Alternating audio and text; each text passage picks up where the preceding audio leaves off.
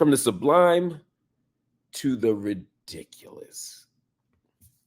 We see the European Union saying we're going to acknowledge Palestine as a state. We're going to move the ball of justice forward by actually doing the right thing. Well, Donald Trump ain't never met a problem that he didn't want to do the wrong thing about. Former, and hopefully never again, U.S. President Donald Trump promised donors that he would deport pro-Palestinian protesters if he was elected president again in November. According to the Washington Post, during a New York event on May 14, 2 weeks ago from today, Donald Trump allegedly said, and I'll even say reportedly said, there was somebody there who reported this. He said, one thing I do is any student that protests, I throw them out of the country. I'm gonna say that again. Any student that protests, I throw them out of the country. You know, there are a lot of foreign students. As soon as they hear that, they're going to behave. If you get me elected, and you should really be doing this, such an ass. If you get me reelected, we're going to set that movement back 25 or 30 years. I don't think that there are many pieces of human garbage worse than Donald J. Trump. He said so many effed up things in this like 3 sentences that I don't know where to start. But actually, I do know where to start. First thing he said is, any student that protests, I throw them out of the country. He didn't say foreign student, not saying that's okay, but he didn't say any foreign student.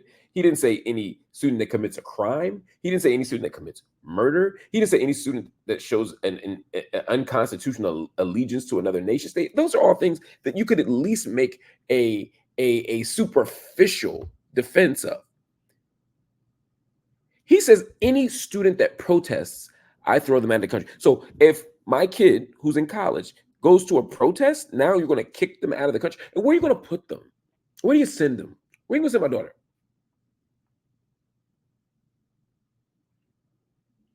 Do you understand that as president, you don't have the duty to do that, nor do you have the right to do that? This is the scary part.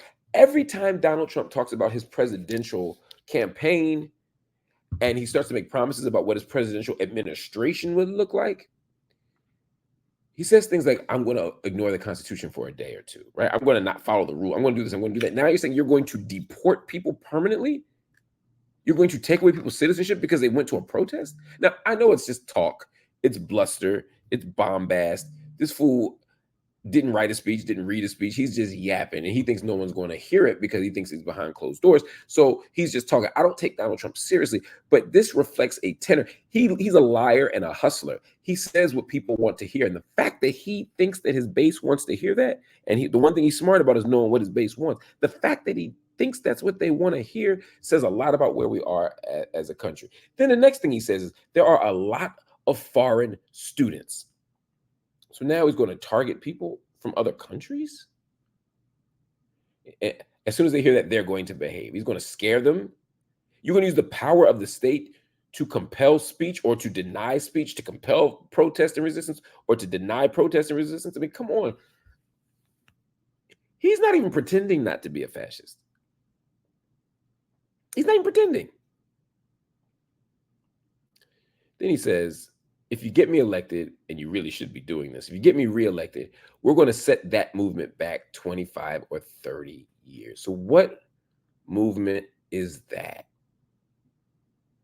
What movement is that, Donald Trump? Palestinian Liberation Movement? You want to set that back 25 or 30 years? Do you want to set back the peace accords 25 or 30 years? Do you want to go back to the Second Intifada? I know 25, 30 years is probably more like, my math ain't good, 94. So the start of the Oslo Accords, it's actually the end of the Second Intifada. Things weren't great in 94. That's why the Oslo Accords came about. Because from 1987 to 1993, the Second Intifada was quite violent, quite devastating. Not because Palestinians are barbaric and uncivilized, but because Israel had continued at this point in 1987, 20 years after the June War, still continued to illegally occupy the West Bank and Gaza. They continued to deny liberation and self-determination to the Palestinian people. So when you say you're going to set things back, why would you want to do that? Whoever wants to set back a liberation movement? Or people who either don't believe it's a liberation movement or people who don't care that it's a liberation movement. Donald Trump is one or the other. Either way, he ain't for me.